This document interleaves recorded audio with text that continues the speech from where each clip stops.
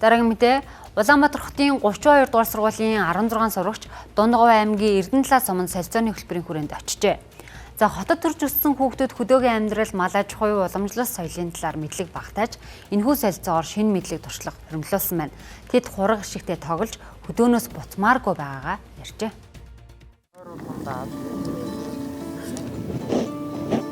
Мужиг.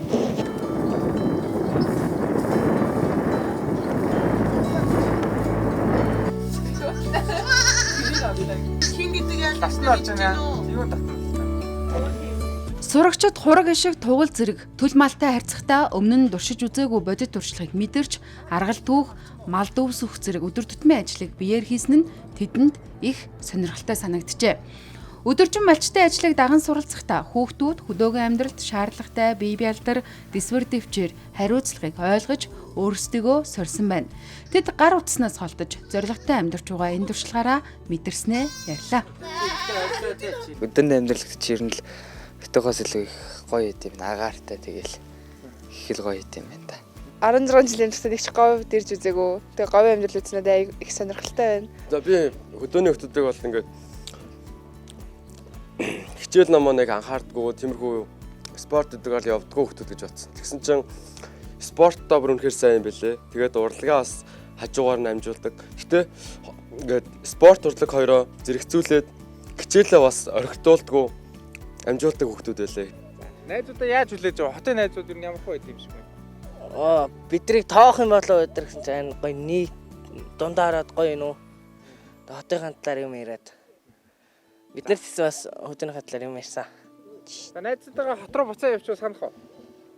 Тэгээ ер нь бол жоохон хэсэггүй хугацаанд ч гэсэн хамт байсан болохоор айгүй татан санагдаа нийтлэг найзалсан болохоор бас санахлаа. Хөтөлбөрийн гол зорилго нь хотын хүүхдүүдийг хөдөөгийн амьдрал, уламжлалт, мал аж ахуйн дадал, соёлтой биечлэн танилцуулах, мөн бие даах чадвар, багийн хамтын ажиллагаа, харилцааны соёлыг хөгжүүлэхэд оршиж байна. Малчид хүүхдүүдийг халуун дотноор ухтаавч өдөр тутмын ажлыг биечлэн зааж, үлгэрлэн харуулснараа хүүхдүүдийн сурах итвэх нэмэгдсэн байна. Эцэг эхийн зөвшөөрлийг авч 16 хүүхдийг авчирсан. Хүүхдүүд маань одоо маш их одоо сайхан сэтгэгдэл өндөр байна. Дасгал хийгээд хүүхдүүдтэйгээ инээж өгрөөд ингээд утаснаас хүртэл холдож байна. Одоо Улаанбаатар хотод байхдаа бид нар ямар их зориггүй байсан юм бэ? Утас оролддог.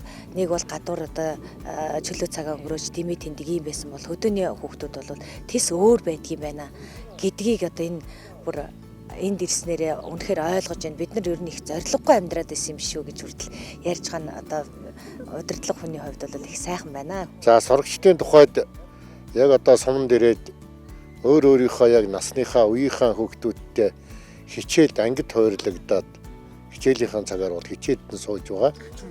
Ийм төрлийн сурагч солилцооны хөтөлбөр нь хүүхдүүдийн бие даах чадвар, харилцаа, хариуцлага, хамтран ажиллах чадварыг хөгжүүлэхээс гадна хот хөдөөгийн хүүхдүүд бие биенээ ойлгож, уламжлалт соёлыг хүндэтгэн хандах боломжийг олгодог.